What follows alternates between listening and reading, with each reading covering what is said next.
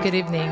We invite you now to join us in praying for our departed brothers and sisters. Let us say our prayer for souls.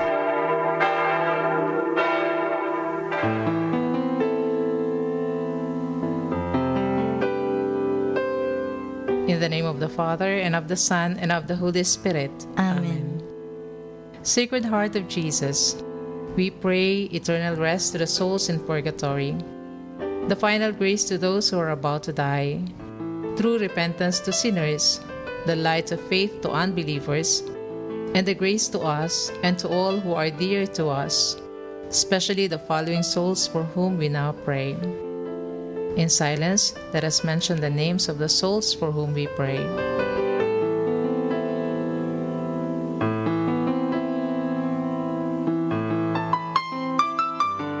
To you, therefore, most merciful Heart of Jesus, we commend all these souls, and in their behalf, we offer to you all your merits in union with all the masses, communions, prayers, and good work, which are this day being offered throughout the world. Amen. O Lord God Almighty, I pray thee, by the precious blood which thy divine Son Jesus shed in his cruel scourging, deliver the souls in purgatory, and especially that soul amongst them all, which is nearest to its entrance into thy glory, that so it may forthwith praise and bless thee forever. Amen. Our Father, who art in heaven, hallowed be thy name. Thy kingdom come, thy will be done on earth as it is in heaven. Give us this day our daily bread, and forgive us our trespasses, as we forgive those who trespass against us. And lead us not into temptation, but deliver us from evil. Amen. Hail Mary, full of grace, the Lord is with thee. Blessed art thou among women, and blessed is the fruit of thy womb, Jesus. Holy Mary, Mother of God, pray for us sinners, now and at the hour of our death. Amen. Eternal rest grant unto them, O Lord. And let your perpetual light shine upon them. May they rest in peace. Amen.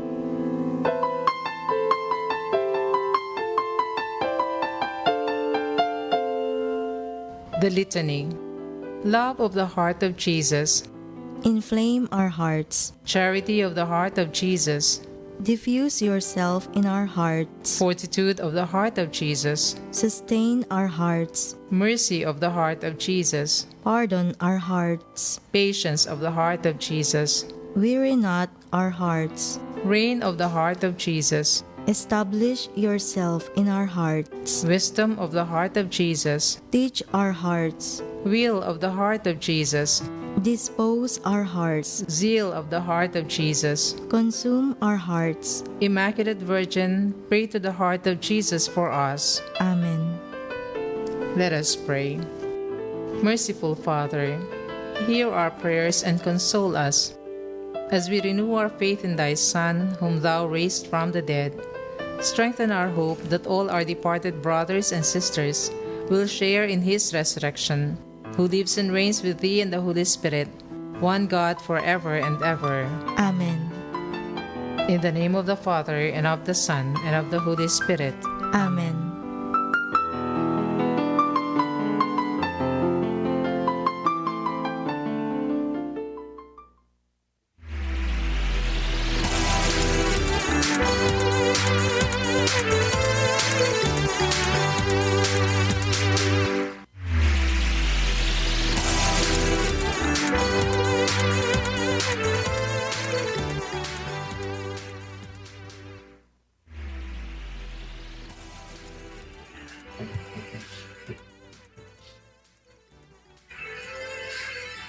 I-hit intro natin. Magandang gabi o araw sa ating lahat at malugod ko kayong tinatanggap sa pang-7 na edisyon ng Usapang K, kung saan ating pag-uusapan ang mga espiritual na mga pananaw at mga kwentong kapupulutan natin ng aral.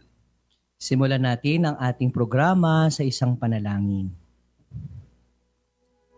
Sa ngalan ng Ama, ng Anak, at ng Espiritu Santo. Amen. Panginoon, marami pong salamat sa lahat ng mga biyayang ipinagkaloob ninyo sa amin. Salamat po sa biyaya ng buhay. Salamat sa biyaya ng kalusugan.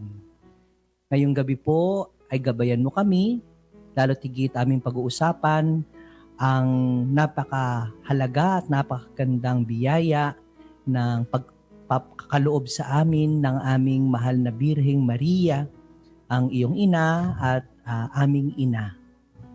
Nawa ang aming debosyon sa mahal na Birhen ay lalong pagpalalim ng aming pananampalataya bilang Kristiyano, at nawa ang aming mga debosyon, lalo na ang pagdarasal ng rosaryo, ay maging instrumento upang lalo pa kaming makasunod sa iyo, O Panginoon. Hinihiling namin ito kay Kristong aming Panginoon. Amen. Sa ngalan ng Ama, ng Anak, at ng Espiritu Santo. Amen.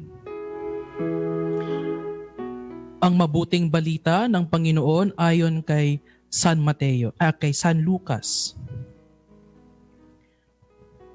Nang ika-6 na buwan, ngang sinugo ng Diyos ang Anghel Gabriel sa isang bayan ng Galilea, ngalay Nazareth, sa isang dalagang mag-aasawa sa isang lalaki na ang kanya'y ngalay Jose, sa angka ni David, at Maria ang pangalan ng dalaga. At pumasok siya sa kinaroonan niya at sinabi, "Magalak ka, ikaw na totoong pinakamamahal, ang Panginoon ay sumasa iyo." Datapwat siya'y totoong naggulumihanan sa sabing ito at iniisip sa kanyang sarili kung anong bati kaya ito. At sinabi sa kanya ng anghel, "Huwag kang matakot, Maria, sapagkat nakasumpong ka ng biyaya sa Diyos. At narito, maglilihi ka sa iyong tiyan, at manganganak ka ng isang lalaki, at tatawagin mo ang kanyang pangalang Jesus. Siya'y magiging dakila, at tatawaging anak ng kataas-taasan, at sa kanya'y ibibigay ng Panginoong Diyos ang luklukan ni David na kanyang ama. At siya'y maghahari sa angkan ni Jacob magpakailanman, at hindi magkakawakas ang kanyang kaharian." At sinabi ni Maria sa anghel, "Paano mangyayari ito sa ako'y hindi nakakilala ng lalaki?" At sumagot ang anghel at sinabi sa kanya, "Bababa sa iyo ang Espiritu Santo, at liliman ka ng kapangyarihan ng kataas-taasan. Kaya naman, ang banal na bagay na ipanganganak ay tatawaging anak ng Diyos. At narito, si Elizabeth na iyong kamag-anak ay naglihi rin naman ng isang anak na lalaki sa kaniyang katandaan. At ito ang ika-6 na buwan niya na dati tinatawag na baog, sapagkat walang salitang mula sa Diyos na di may kapangyarihan." At sinabi ni Maria, "Narito ang alipin ng Panginoon, mangyari sa akin ang ayon sa iyong salita." At iniwan siya ng anghel. Ang mabuting balita ng Panginoon. Pinupuri ka namin, Panginoong Hesukristo. Magandang gabi po sa ating lahat at again, malugod nating tinatanggap ang ating listeners dito sa ating usapang Napakaganda ng ating topic ngayon dahil malapit na ang kapanganakan, no? Ang ating mahal na Birheng Maria. Kailan nga ba? September 8. Yes, September 8. Yes. Siguro magpakilala muna yung ating meron tayong bagong kasama Yes. sa Usapang K. Well, magandang gabi, Father Dex, Father Paul. Magandang gabi po sa ating mga listeners ng Usapang K. Ako po si Brother Den, and this is my first time na maging party po ng ating programang Usapang K, at looking forward sa ating talakayan ngayong gabi. Ayan, si Yes. Brother Den ay taga Diocese of Cabancalan po, So Father. siya ay seminarista ngayon. Yes, Ano ba ang, isa yung pong seminarista. wow, anong kinukuha mo ngayon dito sa UST? No, bali nag-aaral ka rin dito Yes sa po, UST. Father. di ba? Nag-aaral po ako dito sa UST, taking up licentiate in sacred theology, major in pastoral theology, and at the same time taking up master sa social and pastoral communication. Oh, so saktong-sakto pala, Father Dex, no, yung kinukuha ni Brother Den. dito Maganda sa rin atin. na yung pagiging pastor natin, nakikisalamuha din tayo, hindi lang doon sa mga tao, kundi sa mga sa social media natin. No? Yes, so salamat sa mga viewers natin Yes. ngayong gabi, no? So, Sa mga nanonood. kanina pa, may mga nagtatanong na, no, kung anong oras yung evangelista. May 25. Ayan, may 25 viewers na daw tayo. Yeah, so maraming Actually po, salamat. kinakabahan po ako ngayon kasi first time ko. First time sa radyo. First no? time sa radyo. Online, no? On air. So paganda ang topic natin ngayon Yes. dahil kapanganakan ng ating mahal na birhen, no? Ang binasa nating ebanghelyo doon sa yung annunciation, no? Yes. Yung pagbibigay ng magbuting mensahe sa mahal na birhen. Pero bago tayo pumunta doon sa annunciation, doon sa gospel, balikan muna natin kung ano yung sa lumang tipan. Bakit nga ba? Kasi syempre may pinagmumulan kung bakit binati na anghel si Maria. Siguro, Father Paul, simulan natin. Ano nga ba nangyari doon sa lumang tipan? Ano nga ba yung pinangako? No? Parang, di ba pinangako si Jesus para ipanganak? Ano nga ba nangyari? Well, doon of sa course, no, syempre, yung annunciation, yun yung pagpapatuloy na, tsaka yun na yung fulfillment noong inaantay. No? Kung titignan natin yung ating salvation history, di ba? So, sisimulan mo yan talaga from Genesis, di ba? Mula doon Oo. sa fall, no? And then later on, of course, through that sin of Eve, ika nga, napakaganda nga nung play na yon ng kwento, di ba? Na mula sa isang babae na si Eva ay pumasok ang kasalanan sa mundo, no? It is also through a woman, no, that salvation will enter, no, into our world, di ba? And alam ko, no, meron tayong mga naririnig na ganung mga analogy, di ba? Like Jesus is the new Adam, di ba? Na dati, no, si Adan yung nagkasala, and then ito yung salvation, no, na pumapasok sa ating history, no? So I think that is the start, no, doon pa lang sa pinakasimula, and you will already see there the battle between good and evil, no? So sa simula pa lang makikita mo na yung naging role ni Satanas, yung tempter, no, na napakaganda ng plano ng Panginoon, no, sa mundong kanyang ginawa, and yet, no, nakapasok ang kasalanan, no, through the temptation of the devil. Doon kasi doon sa lumang tipan, nung ginawa ang langit at lupa, napakaganda, no? Napakagandang biyaya, ang daming binigay ang Diyos bago ang tao. Nung binibigay na lahat, pero ang sabi ng Panginoon ay huwag mong kakainin yung prutas na ito, di ba? Subalit siguro sa kahinaan din, kinain ng ating magulang yung prutas na iyon. Kaya tayo ay nagkasala. Siguro sa unang banda, kapag ganun, anong bang gagawin ng Diyos Ama? Pagagalita, parurusahan agad. At pinurusahan talaga sila. Subalit, merong pinangako. Doon tayo nagsisimula May pinangako dahil hindi niya iniwan ang tao. May pinangako siya. Brother Brian, ano nga ba yung pinangako ng ating Diyos doon sa ating mga magulang? Na dadating po, no, yung panahon na merong mag-redeem. There's a redeemer. And even if we don't know who will be the redeemer, sinabi doon, no, in the book of prophet Isaiah, no, that a son will be born from a virgin and he will be called Emmanuel. And he will be the one who will redeem, no, yung fall ng man. Yun ang hinihintay ng mga Israel, no? Kung sino itong tao na magliligtas sa kanila. Kaya nga doon sa lumang tipan, sa lahat ng mga tao doon, meron na silang ginawang hari, no, mga propeta. Subalit parang hindi pa rin sila nakikinig, hindi ba? Kaya hinihintay pa rin nila kung sino itong Mesiyas na ito, no? Yun ang hinihintay nila. Hinihintay nila yung darating na Mesiyas. Yes. Kaya lahat sila naghihintay kahit nagkakasala sila, babalik sila sa Panginoon, magkakasala ulit sila, babalik ulit sa Panginoon. Kaya darating tayo ngayon dito sa bagong tipan, no? Brother Den, yung bagong tipan na ito sinimulan ni Anghel Gabriel. Opo. Ano nga ba yung sinasabi ni Anghel Gabriel? Ano ba yung mensahe niya doon sa mahal na birhen? Sa bagong tipan po, Father, no, sinasabi na ni Angel Gabriel na merong darating, no, na magliligtas sa sanlibutan. At yan yung sinasabing Mesiyas.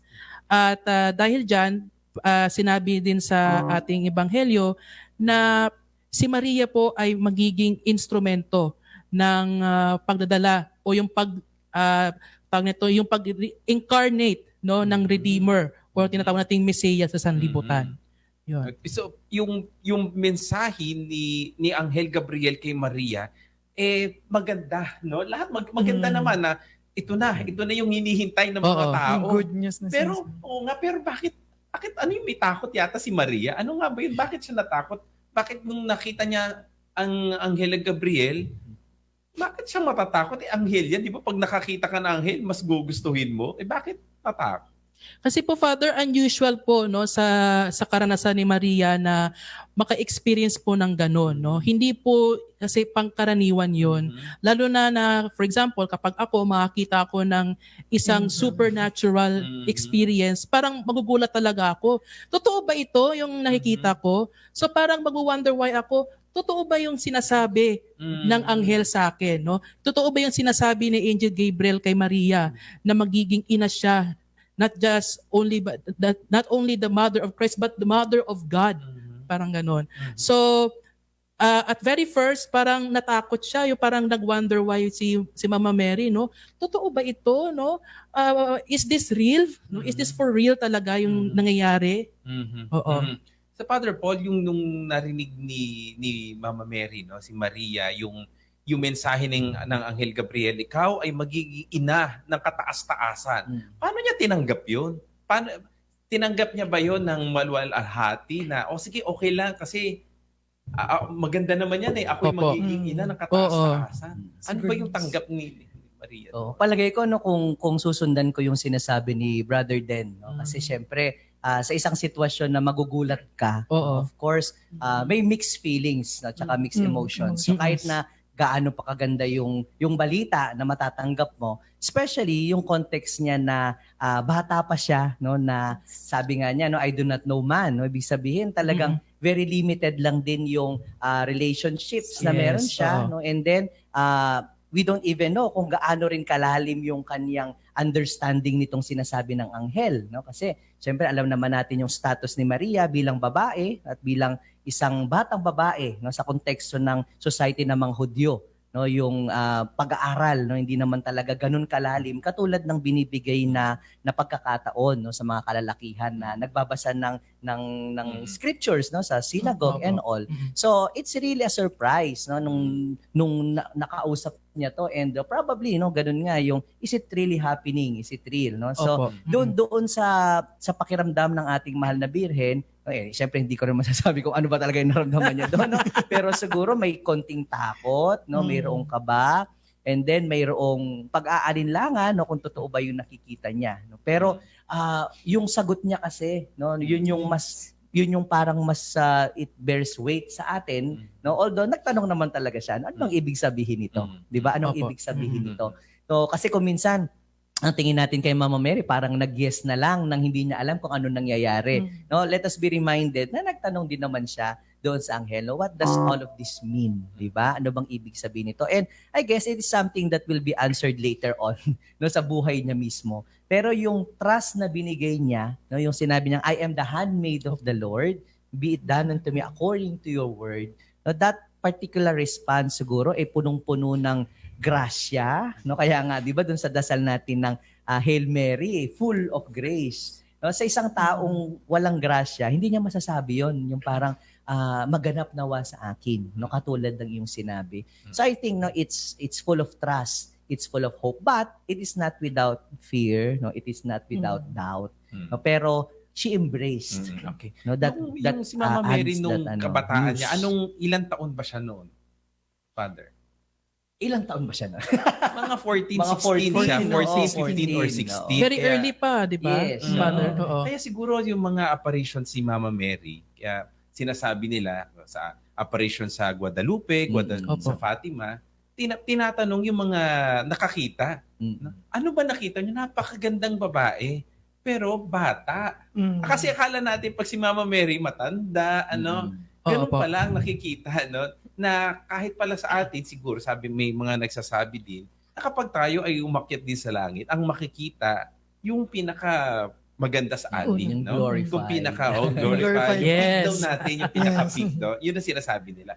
Brian, may sinasabi si Maria doon, nung tinatanong siya ng Mahal ni Birhen, nagtatanong siya, paano mangyayari sa akin ito? Di ba parang nagdududa ba siya noon na paano ba sa akin mangyayari ito? Eh hindi ko naman kilala ang mga lalaki, wala namang nakakagalaw din sa akin, no? Pero ano nga ba ano ba yung pagtatanong na iyon?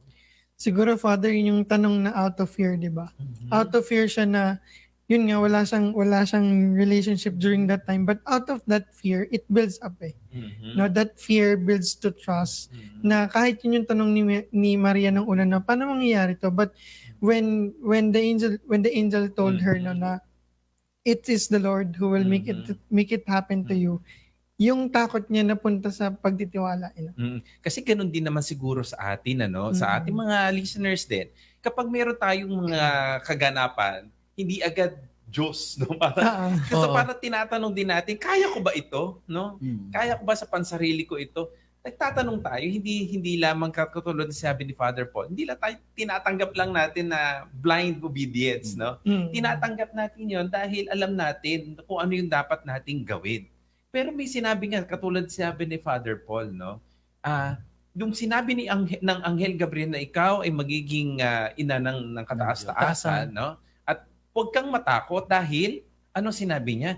Si Elizabeth, no? Yes. Ay, na matanda, na cousin ba niya o auntie, parang, sabi niya, siya ay magdadalang tao din, na si Juan Bautista, no? Ito bang katunayan na totoo ang sinasabi ng Anghel Gabriel sa kanya?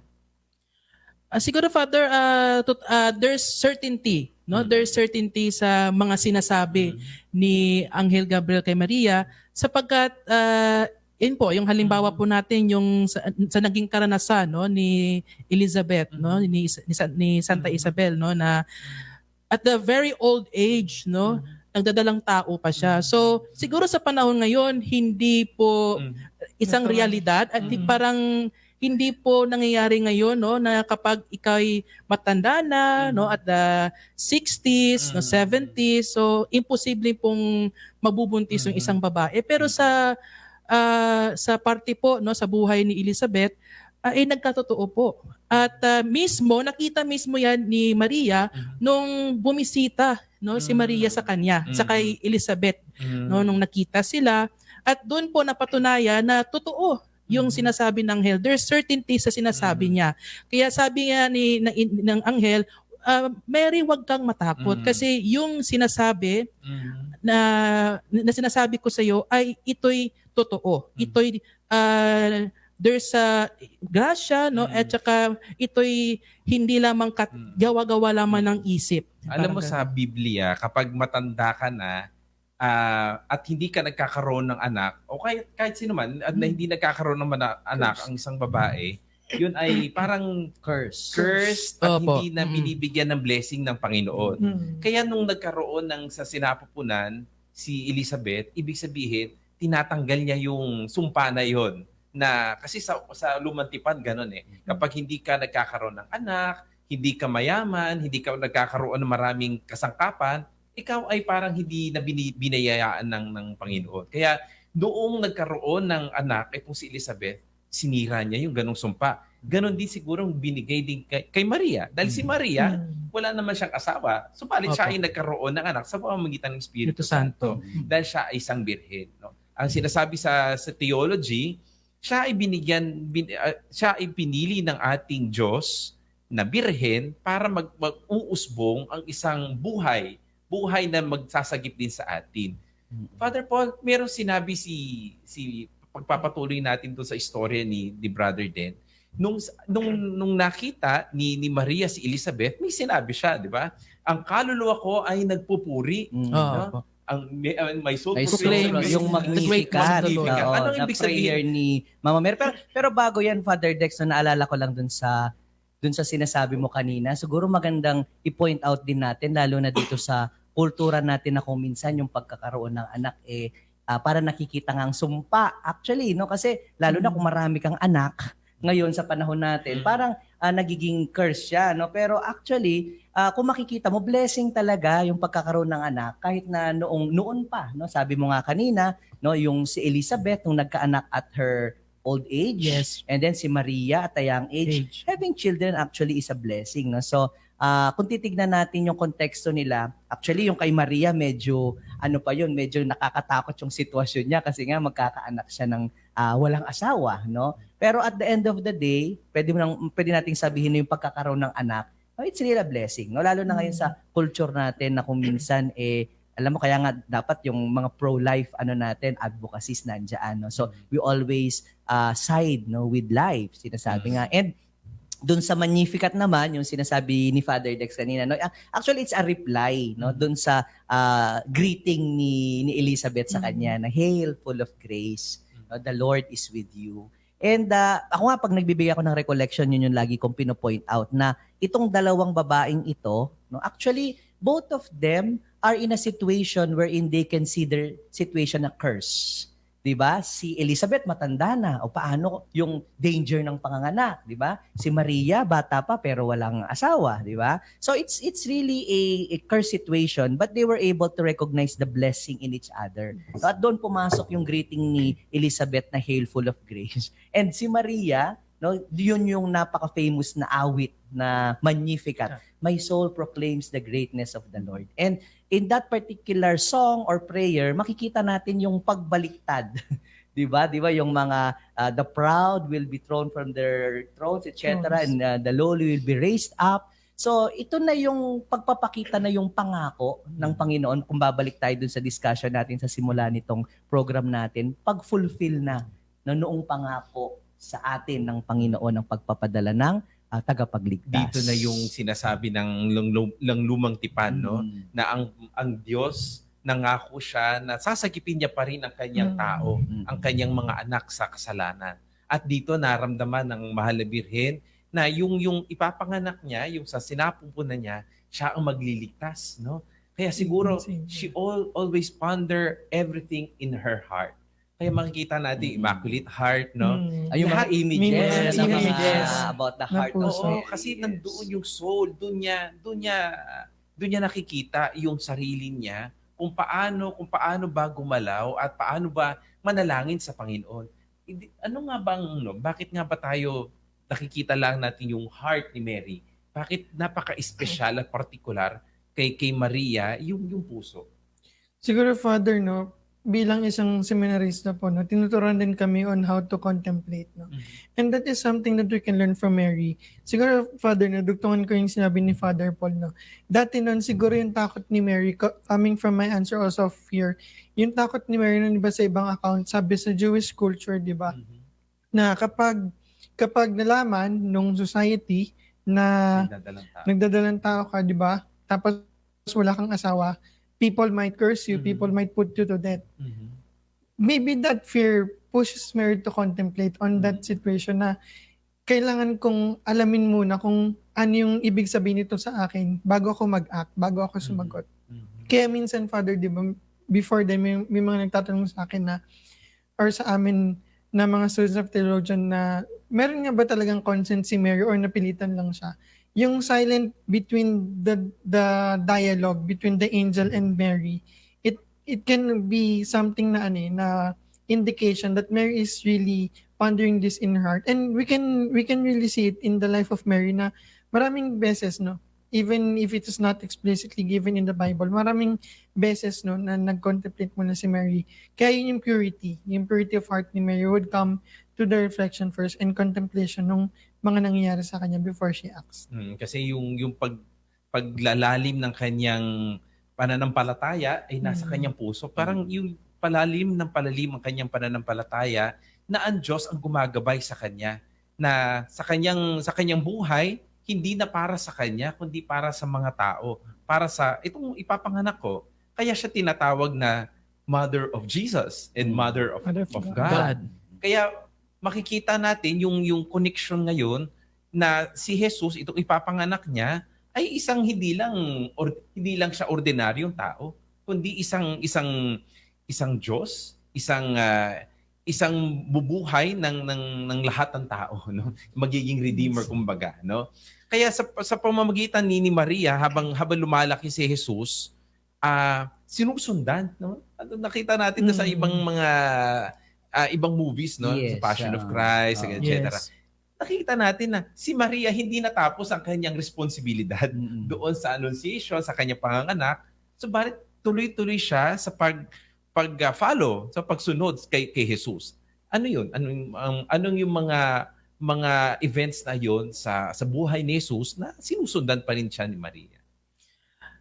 Alam mo, Father, na naalala ko yung account no sa ebanghelyo, yung nakita mismo at saka nasaksi ni Maria yung crucifixion, yung crucifixion scene ni Jesus, na kung saan bilang ina, no, bilang mother ni Jesus, syempre napakasakit po no sa damdamin ng isang ina na makita na yung kanyang anak ay nakapako sa krus. Kaya isa din po yung pagsunod ni Maria sa buhay ni Jesus, na kung saan there we see a sort of connection sa misyon ni Jesus at saka sa kanyang misyon bilang isang ina, na bilang isang ina o nanay, yun, tinitignan niya talaga kung kamusta ang kalagayan ng kanyang anak, kung ano na ba yung ginagawa ng anak ko, parang ganun. At doon sa misyon na yun, meron din sort of indirect or direct, sinasabi natin direct na result or effect din sa atin, no, yung Father. Yung pagsunod ni Maria doon sa crucifixion, yung pagsusunod niya doon sa habang binubuhat hanggang Way sa of the cross. Way of the cross. Doon, alam mo, isa sa mga magandang nakita ko doon, yung pagbibigay pala ni Maria ng kanyang sarili ay hindi lamang doon sa Annunciation, no? Opo. Kundi yung pagbibigay niya sa sariling anak hanggang sa bayubay siya sa krus. Kasi po pwede niyang depensahan, di ba? Ganun ang mga ina. Yes. Depensahan Opo, mo. Father. Pero sa mga ganung panahon, hindi niya dinipensa ng kanyang anak. Ibinigay niya, inoffer Hinayaan niya, niya. hinayaan Oo. niya ang anak na gawin niya ang kanyang misyon. Kaya makikita mo doon na yung pagiging ina ni Maria ay doon lumabas doon sa nakabayubay na sa krus. At napakaganda nung, alam ko sa fourth word ni Jesus, no? May sinabi si Jesus, no? Ikaw ang aking ina, no? So, Woman, behold your Woman, Son. behold your son, and son, Son, behold behold your your mother. mother. Doon natin makikita na ang pagiging ina niya kay Jesus, si Jesus ibinibigay naman niya si Maria bilang ating ina. Kaya siya hindi lang siya mother of God, mother of the church. Dahil ito binibigay na ni Jesus na kanyang anak, si Maria sa mga tao. Ano nga bang significance ng Father Paul? By the way, no, naalala ko dun sa sinabi ni Father Dex na talaga in-institutionalize nila yung celebration na natin ng Mary as Mother of the Church, di ba? Yes. After Pentecost Sunday na sineselebrate natin. And it really emphasizes her role na tayo bilang mga anak niya ay tayo rin ay isang simbahan, di ba? So, bago yun pala, no, binabati natin yung ating mga listeners from Tarlac, no, tsaka sa Wow. Morong Bataan. Hello Ayan, po sa ating mga marami listeners. nating listeners, no, from Tarlac and Morong Bataan. And Magandang gabi po. I think, no, since we are already talking about yung sorrow na to, no, yung Via Crucis and all, Happiness. sa pangalawang parte na tayo ng ating programa, no? Ituloy mo muna po yan, Father. Yes. Tuloy po muna natin yan. Ah, Kasi po, maganda pong i-connect po muna natin si Mama Mary doon sa simbahan. Kasi sa simbahan, doon pupunta na ang rosaryo. yes. Sa simbahan, bakit siya tinawag na ina ng simbahan? Well, we can always trace that nga doon sa tagpo na yon, doon sa fourth word na sinasabi kanina ni Father Dexter na a woman behold your son, and son behold your mother, no? And of course, sa Pentecost mismo nandoon ang ating mahal na birhen, no? She was present there when the church was born, no? We always trace the birth of the church sa Pentecost, no? And siya ay talagang nandoon sa bawat yugto no, ng buhay ng ating Panginoon. Siguro kung minsan dahil hindi natin nababasa yung hidden life, no, hindi natin ninilayang mabuti na she was really present from day one until Yes. the end. And End even of the after day. the death of Christ, doon She sa was pagbubuo ng simbahan, she was there. No? And we see her, she was present. No? Kasi naalala ko nga, sa Spain, di ba, meron yung sa Santiago na event na nagpakita in a vision si Mama Mary kay St. James nung binubuo yung simbahan doon, di ba? So makikita mo, she really is present and supporting, no, the church, no, from the start until the foundation. Kaya doon makikita natin na kasakasama natin si Maria bilang hindi lang bilang isang ina pero kundi parte siya ng simbahan. Kasakasama natin siya hindi lang doon sa Annunciation, doon sa Pentecost, pero itong Pentecost pala na ito, yung pagkabuhay, no, yung pagkapanganak ng ating simbahan, kasakasama pala natin si Maria. Kaya hanggang ngayon, paano ba natin kasakasama si Maria? Kasi doon natin makikita na kahit hindi pala siya 2,000 years ago, hanggang ngayon, kahit na medieval age, kahit na ano, bakit paano ba natin siya nagiging kasakasama? Isa sa mga nagiging debosyon, no, sa Mahal na Birhen ay ang Santo Rosario. Yes. Ito yung sinasabi na ibinigay, no, ang Santo Rosario sa mga tao para maging gabay natin. Simulan mo, Brother Brian. Bakit nga ba? Anong connection ng Rosario kay Maria? Siguro, Father, no, for me, yung connection ng Rosary kay Mary is yung meditative, no? Yung everyday na pag dinadasal natin Rosary, we always look back to the mysteries of life of Mary. And di ba may kasabihan po tayo, no, na life is like a rosary full of mystery. No, but in the side of the faith, no, when we pray the Rosary, we really journey. Kaya maraming nagtatanong sa amin din, di ba, minsan, or sa atin mga fathers na, bakit ba paulit-ulit natin na dinadasal yung Hail Mary? In every bead that we pray, it reminds us, and it should remind us that we're journeying together with Mary in every mysteries of her life. So siguro yung relevance, Father, nung Rosary and with the life of Mary, that it should be a reminder for us that we are also journeying with Mary through sorrows, through pain, through joys, and through the glorious resurrection of the Lord. Okay, Brother Den, bigyan mo nga kami ng maiksi lang na kwento kung paano nagsimula ang Santo Rosario.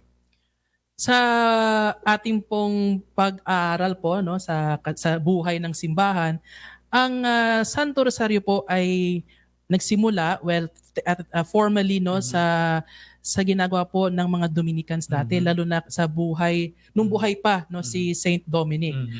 Kasi nung araw po o sa panahon po ni Santo Domingo, may mga may mga erehe na kini-question yung estado o yung role ni Mary sa simbahan, sa ating pong teolohiya at sa kanyang connection sa Diyos. Kaya Saint Dominic introduced the Holy Rosary as a sort of a prayer and also to make a sort of defense, no, sa papel ni Maria bilang ina ng Diyos, no. Hindi lamang siya ina ni Jesucristo kundi ina din siya ng Diyos. At kanina napag-usapan din natin 'yon sa ating talakayan kung bakit naging ina ng Diyos ang ating mahal na Birhen. At doon po nagsimula ang yung ating pong pagpa-practice o yung pagdarasal ng rosaryo hanggang sa ito'y nag-develop, no? Kasi natandaan ko sa aming pong mga lessons, ang rosaryo po ay nanggaling po yan sa mga rosas, no? Ito'y parang isang connection, ito ay parang thread of roses na kung saan dahil po yung roses po symbolizes Mary, and with that yung roses na po yun ay naging beads, meaning to say yan po ay isang simbolo ng ating pong pag-alala, no, sa buhay at sa misyon ni Maria. Yan po ating pinahawakan. Tama. Father Paul, yung rosaryo hindi lang pala ngayon, dati-dati pala, no? Yung mga santo na nagdadasal sa kanya, sabi nga yung mga santo kaya daw sila nagiging banal ay para palagian silang nagdarasal ng Santo Rosario. Pero yung iba naman nasabi, bakit pag nagdarasal ng mga kapatid dati, mga protestante, sinasabi nila, paulit-ulit lang naman yan wala namang saysay yan Ano ba naman yung ano na yan, paulit-ulit lang? Bakit naman marami pa, parang 50 ba yun? Ilang 150 ba? 100. Kailangan Oo. mong dasalin yan. Ano bang meron doon sa Santo Rosario at kailangan nating dasalin, Father Paul? Alam mo, meron akong nakita rito Ay, sa saan ating ba yan? katisismo para sa mga Pilipinong Katoliko. Ay, iba Ayan. din. So, meron ditong May nakalagay no, reference. sa number 1546. No, sinasabi Sige, rito. pakibasa naman, basahin Father ko na Paul. lang ha. Subalit, sabi niya, ang rosaryo marahil kasama ang mga panalangin at mga misteryo ng kaligtasan at ang orasyon, no, yung Mhm. ating Angelus, ang nananatiling buod ng ating mga debusyong Pilipino kay Maria. Dahil sa katangiang likas nito, nag-aanyaya ang rosaryo para sa isang matahimik na indayog at banayad na pagninilay. So napakaganda ng words na ginamit dito na napakalalim na Tagalog. Parang sayaw, di ba? Indayog at Yes. banayad na pagninilay. Kung wala ang ganitong pagninilay, ang rosaryo ay nagiging katawang walang kaluluwa. Isang pag-ulit-ulit ng mga formulang gaya ng ginawa ng mga hentil. Ang akala nila'y pakikinggan sila ng Diyos dahil sa dami ng kanilang salita. So, actually, parang ini-emphasize dito, yung ating pag-ulit-ulit actually ng panalangin Aba Ginoong Maria, hindi naman talaga siya walang laman. No, in fact, this prayer comes from the Bible, di ba? Ito yung words ni Elizabeth, ito yung words ng anghel, no? And in repeating that, hindi lang naman kasi yung pag-uulit ng salita, no? Hindi naka-focus doon sa kung ano sinasabi, bagkus it allows us to contemplate, no, and meditate. No, kaya nga yung kagandahan ng rosaryo, hindi lang siya basta vocal prayer. No? Actually, it's also a prayer of meditation and contemplation, di ba? Yes. Yung prayer beads actually kung mapapansin natin, hindi naman talaga siya sa Katoliko lang makikita, di ba? Yung ating mga kapatid na Muslim, Yeah. meron, yung mga Buddhist, meron. Yes. And they repeat certain mantra, di ba? And it allows them, no, to have that contemplation, no? Bago pala yan, no? Salamat daw po sa nagpadala ng 100 stars sa atin. Wow! Ayan. So, thank you very Thank much. you sa ating Ayan. mga So, senders. So, sa palagay ko, itong panalangin ito, it's not really useless, no? Katulad ng kiniklaim ng iba. If we focus on it such as a prayer of meditation also and contemplation. Brother Brian, may sinasabi si Father Paul na parang verbal at saka meditation. Ano nga ba yun? Bakit? Kasi ang alam ng karamihan, dadasalin mo lang yun. Ano ba itong meditation part? Di ba, dadasalin mo lang yan, vocal prayers lang yan? Ano ba yung ibig sabihin ng meditation? Personally, Father, no, yung pagdadasal ng Santo Rosario Yung mga kasama yung misteryo. meditation, yung mga mysteries nun Mm. is there's a part there that when you pray, no, you're always thinking, what is the relevance? Mhm. Ano yung kahalagahan nito sa akin? Na hindi lang, di ba sabi nga po ni Father Paul, hindi lang siya basta salita eh. May halaga siya dun sa mga bawat salitang binibitawan. So, in meditation, ano yung halaga ng mga salitang binibitawan mo? At yun yung magsasabi din sa'yo kung bakit mahalaga Mhm. na magdasal ka ng rosary. It doesn't stop lang with the external, no? Mhm. But it should go inside, Mhm. the deeper within. Katulad ng mga misteryo ng tuwa, ng Yes. happis, ng Mm. kalwalhatian, ng Sorrow. Liwanag. ng Oo, liwanag. Yes. Kasi ito yung buhay natin, hindi ba? Hindi naman yung parang lahat tuwa, lahat ay may happis, lahat tayo dumadaan sa ganoon. Siguro maganda sa mga listeners natin. Kapag ikaw siguro dumadanas ng kasiyahan, dasalin mo ang joyful mysteries, mysteries. o kaya dumadaan ka sa maraming pagsubok, dasalin mo yung sorrowful So wala mysteries, naman mga talaga ganon, siyang strict. oo. Kasi kung minsan sa atin, syempre may mga araw na naka-assign yung mga prayers na yun. Yes. So maganda rin na, I think kapag naging parte na talaga siya ng buhay natin, na itong mga rules na to, kung minsan pwede naman natin gawin yan. Di ba? Yun, katulad ng sinabi ni Father Dexter, kung masaya ka, why not pray the glorious mysteries bilang pasasalamat. No? And yun nga, no, sinasabi rin sa katisismo na ito ay compendium ng gospel. No? Kaya nga, sa pagdadasal natin ng rosaryo, we meditate on the life of Christ, parang pumapasok na rin tayo doon. Kaya nga, di ba ngayon uso sa mga Spotify, mga iPad, ako kung minsan ginagawa ko, nakikinig ako pag nagda-drive, di ba? Para at least may guide ka na nagro-rosaryo ka habang nagda-drive. Yung ibang mga prayers, merong parang reflection.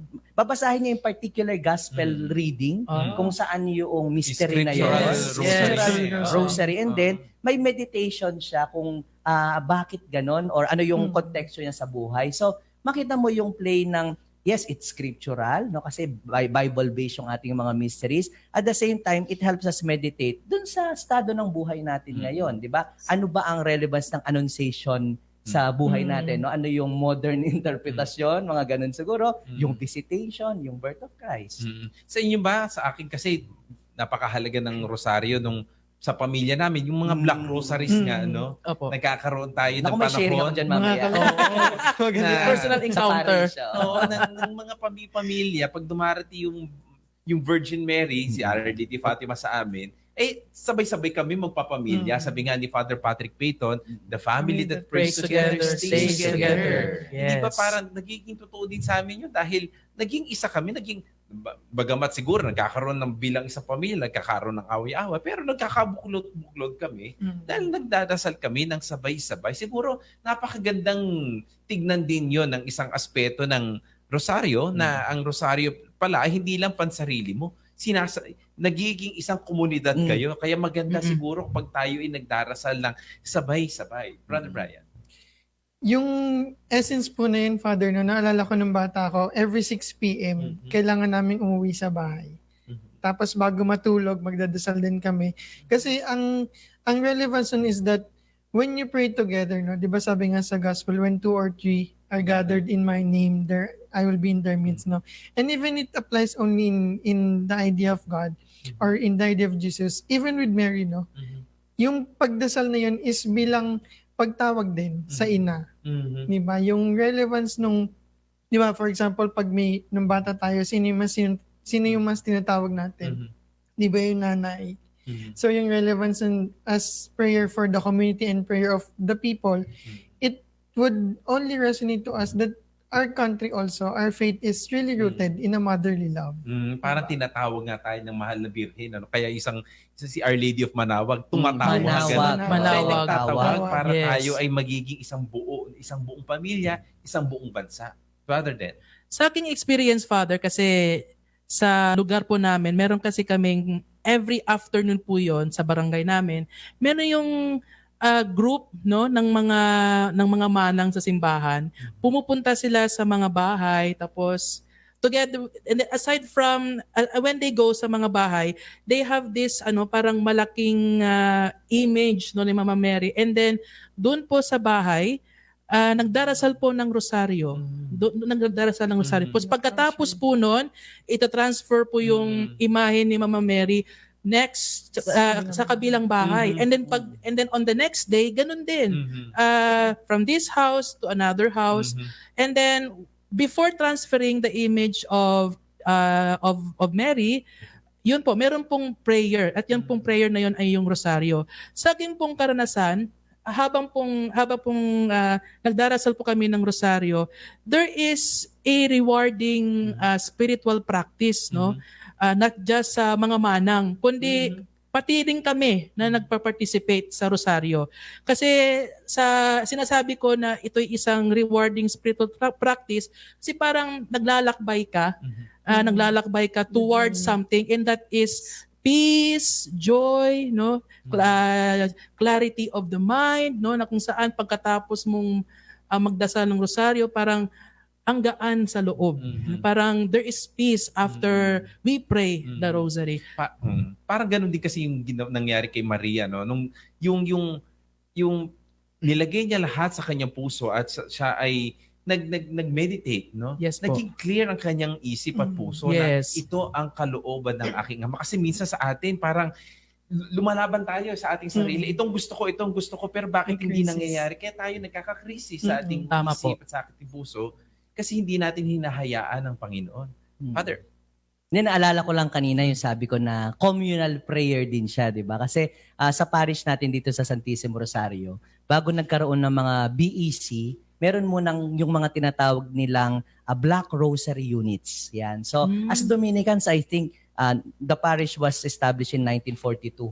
No? So, yun yung pinaka-devotion na kinakalat nga ng mga Dominicans. And the way that they gathered people is through the praying of the rosary. No?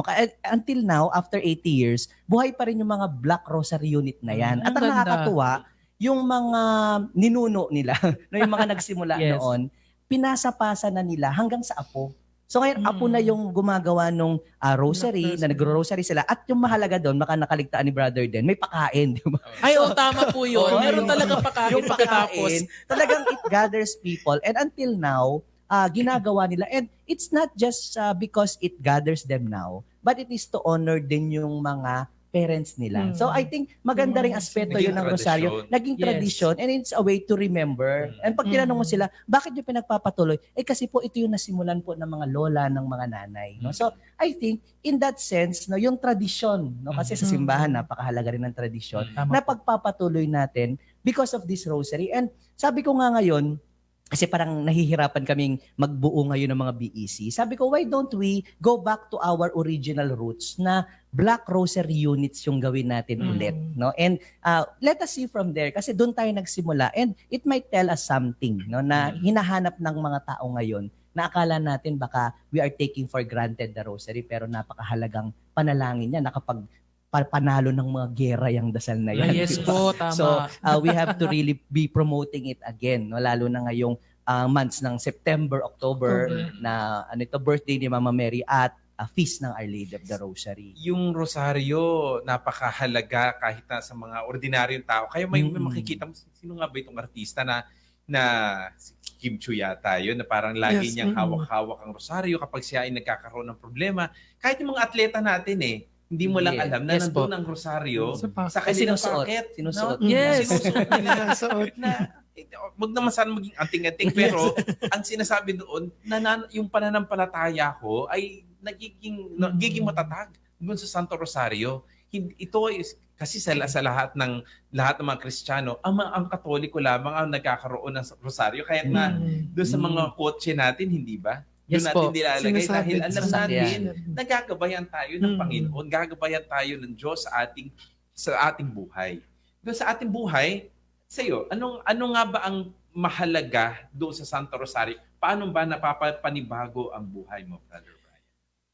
For me, Father, no, isang naging turo siguro sa akin ng formation ko dito sa UST Central Seminary and under the Dominicans is yung devotion to Mary.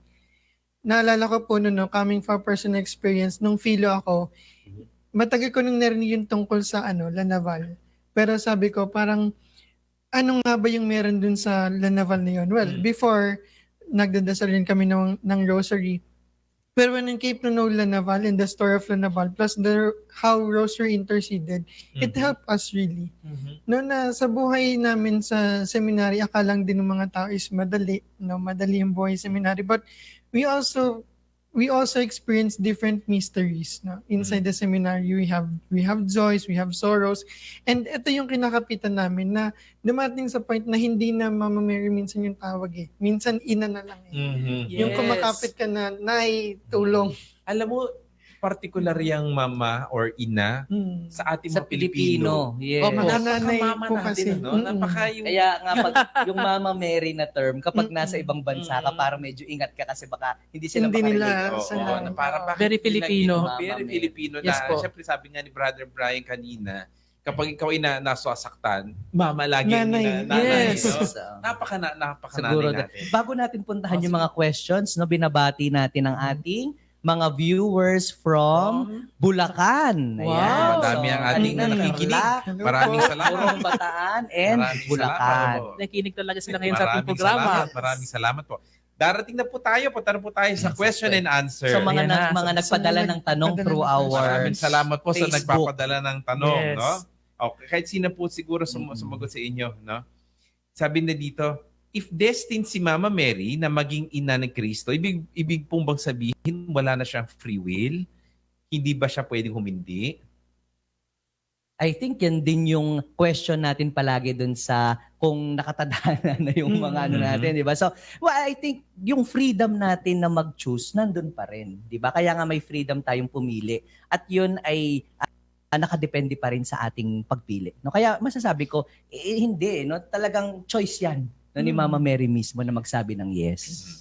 Sa kanyang buhay ang mahal na Birheng Maria, nakatuon lagi ang kanyang isip at ang kanyang puso sa Diyos. Sa Diyos. Yung kanyang free will, sabi nga, the best exercise of free will is obedience. Obedience. She is always obedient to the Father. Kaya sinasabi natin sa teolohiya, no? Kaya siya walang kasalanan, no?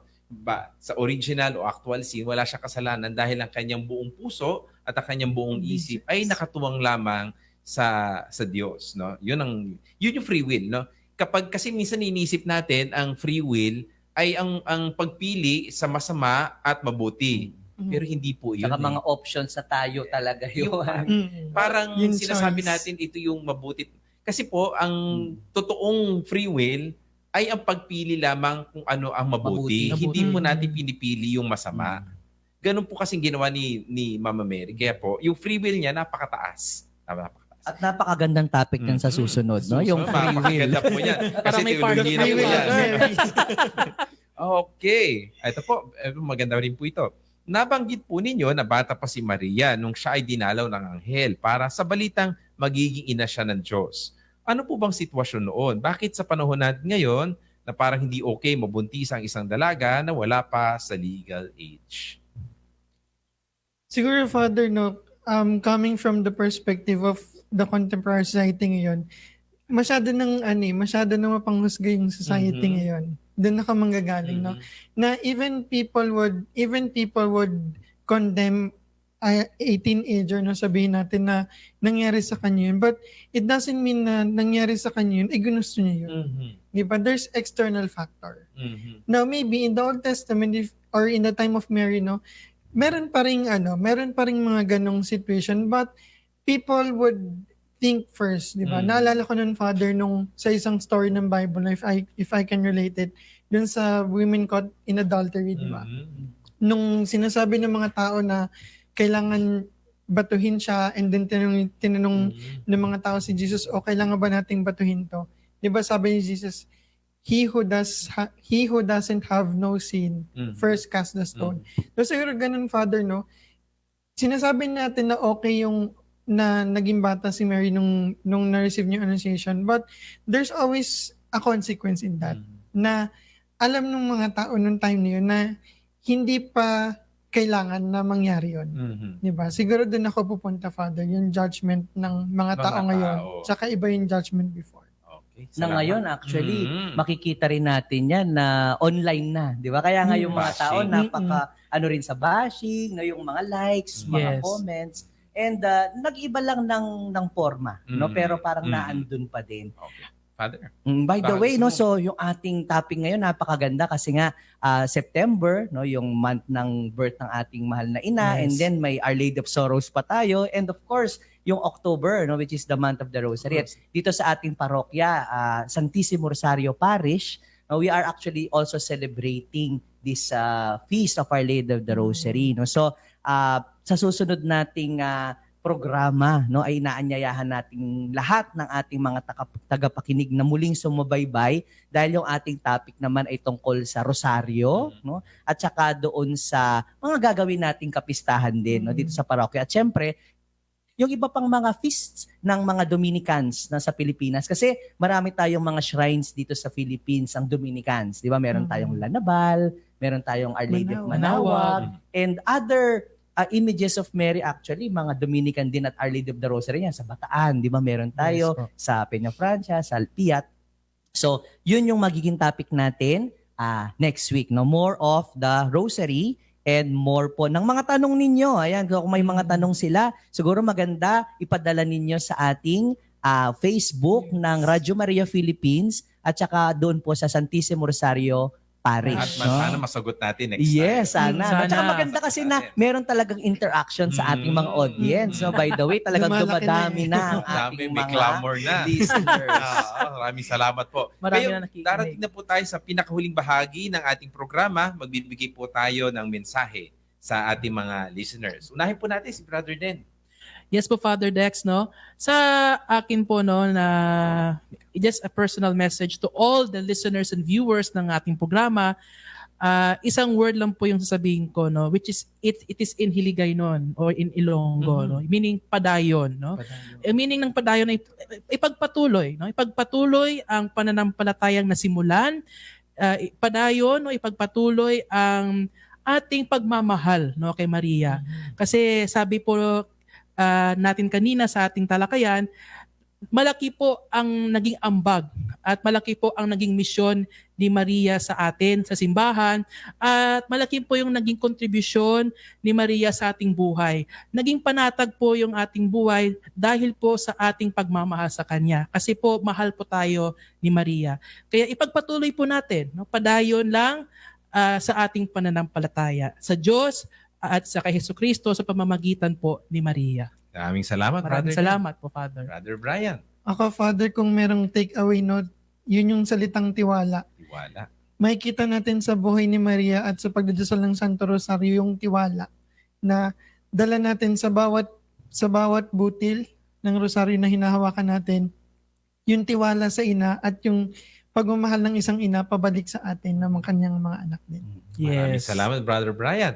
Father Paul. Nakaka-pressure, no? Talagang one word talaga dapat. No? Katulad no, kay Sinimulan Brother ko Den talaga ay eh, padayon, Father. tapos Yes. kay Brother Brian ay Tiwala. tiwala. Siguro sa akin na lang ay totoo, no? Kasi Yes. sa akin, ang isang naging realization ko ngayong gabi is yung realidad ni Maria. Kasi katulad ng sinabi nga ni Pope Benedict, di ba, yung Christ is not just an idea, no, but an actual person. And I think, dun sa reflection natin about Mary at saka sa Rosary, we were able to show na si Maria ay isang totoong tao na nabuhay sa history natin. Yes. At hinayaan niya ang banal na espiritu na gamitin siya upang magkatotoo yung plano ng kaligtasan para sa atin. And I think we always have to remember that kasi kung minsan, parang ang tingin natin kay Maria, estatwa, di ba, picture lang.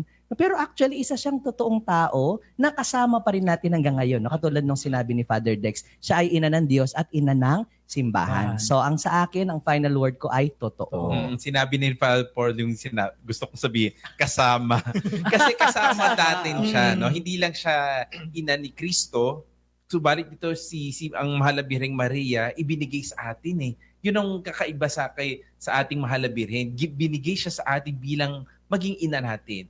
Siya ang gagabay sa ating, ginagabayan ng ating simbahan na hindi lang siya 2,000 years ago na nabuhay, kundi hanggang ngayon kasama natin ang mahal na Birheng Maria. Kung tayo ay magdarasal ng Santo Rosario, itong Santo Rosario nito kapag tayo nagdarasal, sabi nga nila, para tayong nagbibigay ng bulaklak, no, sa ating mahal na Birhen. Lahat ng ating pagsubok, na ating problema, lahat ng ating kagalakan, ibigay natin kay Maria. At si Maria ang magbibigay sa ating Panginoong Hesukristo. Ito yung kasama natin, yung nandun sa taas, alam natin nasa taas siya, Yes, na hindi kailanman tayo pababayaan. Amen. Ayan. So muli, no? So magpasalamat na tayo sa ating mga Yes po. listeners. Yes. No, muli po, every first and third Monday, ang ating programa dito sa Radyo Maria Philippines na makikita natin sa ating Facebook page din ng Santissimo Rosario Parish. So maraming salamat po at makikita-kita ulit tayo sa susunod na edisyon ng Usapang K!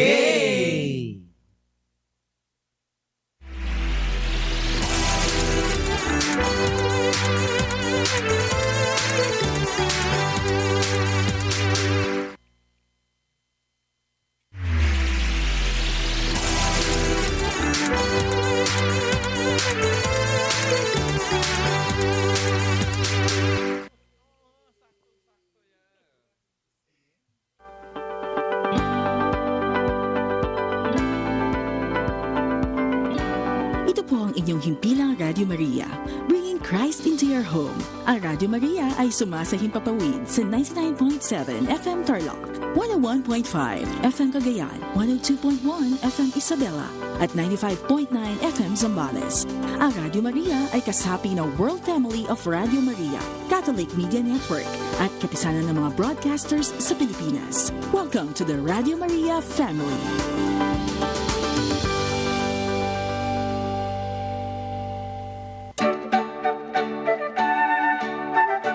The time now is 9 p.m. and 3 minutes.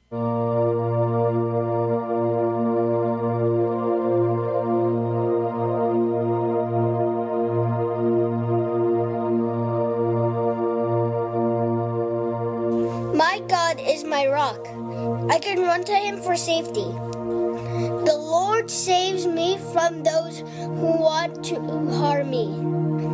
from the second book of Samuel. Sometimes we feel like we are in the middle of a battle. Just as we find shelter from the arrows, spears that start to fly at us. When the Old Testament was written, these battles were real wars. The arrows and spears were real. Today, the arrows might be more like bullies, hard homework, or fighting parents. But your hiding spot should always be the same. God is your safe place. Whenever you run to Him, He is ready to protect you. You are my protector. Thank you for your promise to rescue me. I can find peace in your love. Amen.